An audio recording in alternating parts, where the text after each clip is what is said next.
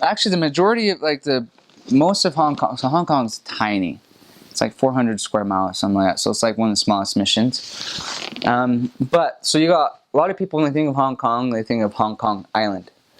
But you got Hong Kong Island, and you got a lot of islands scattered about it, and then you got the rest of Hong Kong that's actually like kind of connected, kind of not to mainland China. And Hong Kong Island. So you got TST, which is on this side, and Hong Kong Island. Those are where like, of course, like all the buildings are really tall, but this is where the business skyscrapers are.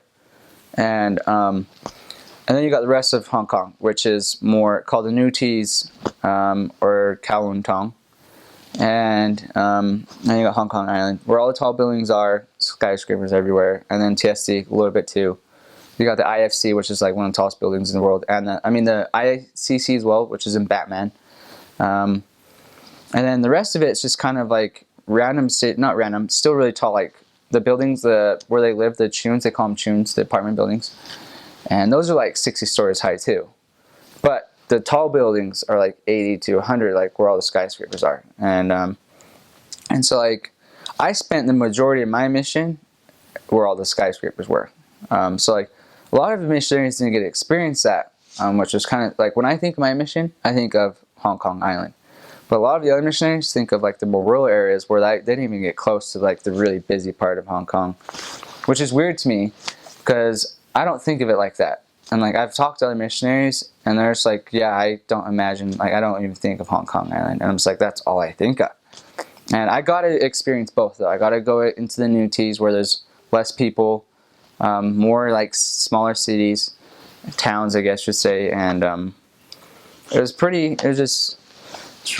big diversity. It was a huge culture shock to go from Hong Kong Island to all of a sudden being in the more rural areas. And I went to two different, I spent 10 transfers here and then 6 transfers out. And so like each time I went back, I was like, I just felt like I went to a different country. I'm like, because on Hong Kong Island, they speak amazing English.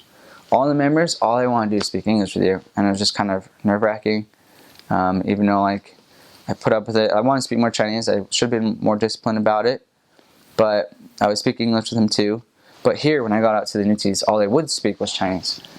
And so it was different to see how big of the difference was, even though they're in the same place. Like they're only like a couple miles away from each other. They just spoke. It's like the way they treated the missionaries was different. It was amazing to me, and it was so small.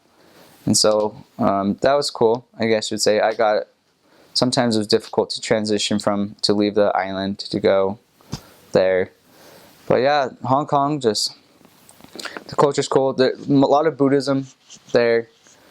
They have this huge statue. It's called Big Buddha, and it's just massive. When I was there, I guess the new president doesn't do that once a year. Would go to see it on New Year's, during Chinese New Year's, or yeah.